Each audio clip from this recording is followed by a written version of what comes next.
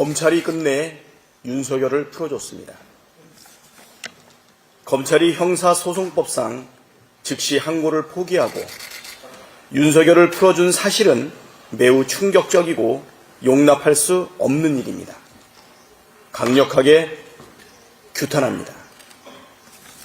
이번 사태의 가장 큰 책임은 검찰에 있고 그 중심에 심우정 검찰총장이 있습니다. 구속기간 연장을 불허한 법원의 결정에도 불구하고 즉시 기소하지 않고 시간을 허비했고 형사소송법상 즉시 항고가 가능한데도 항고하지 않고 윤석열을 풀어주었습니다. 지금까지 검찰이 법원 판단에 항고하지 않고 이번처럼 순순히 풀어주는 걸 본 적이 없습니다. 검찰이 애초부터 내란 속에 윤석열을 풀어주기 위해 교묘하게 기술을 사용한 것이 아니고서는 좀처럼 일어나지 않을 일이 벌어졌습니다. 내란에 동조했다는 의혹을 받는 국무위원들에 대한 허술한 수사, 김성훈 경호처 차장 구속영장 청구를 3번이나 막은 것과 같은 맥락 아니겠습니까? 헌정질서와 민주주의를 파기한 내란이 여전히 기속되고 있다는 명백한 증거 아닙니까?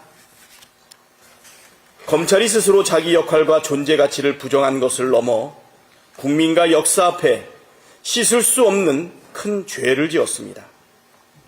심우정 검찰총장은 그 대가를 반드시 치러야 합니다. 구속 취소 판결이 나자마자 주식이 곤두박질 치고 환율이 치솟았습니다. 윤석열 석방으로 국가적 위기, 국민적 혼란이 더욱 증폭됐습니다.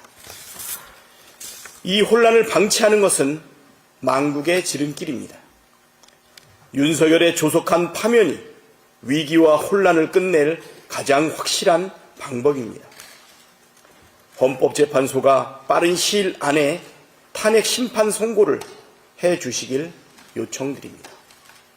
헌법재판소가 해야 할 일, 헌법 정신에 기초해서 헌정 질서를 지켜주시길 바랍니다. 국회는 국회가 해야 할 일을 하겠습니다.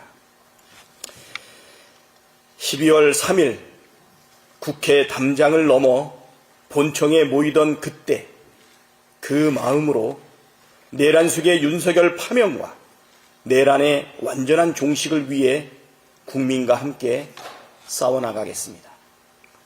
헌정질서와 민주주의를 지켜내고 두 번 다시 흔들리지 않는 굳건한 나라를 만들기 위해 모든 힘을 다하겠습니다.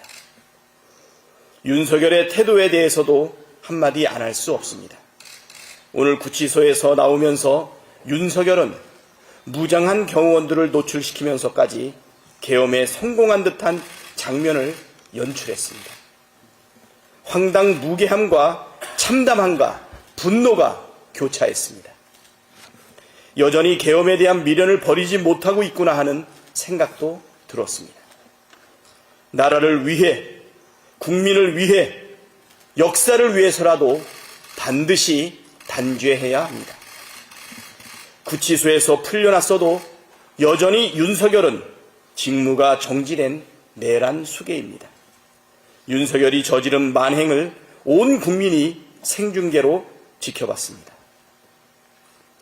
아무리 괴멸을 늘어놓고 거짓말로 선동해도 범죄가 사라지지 않습니다.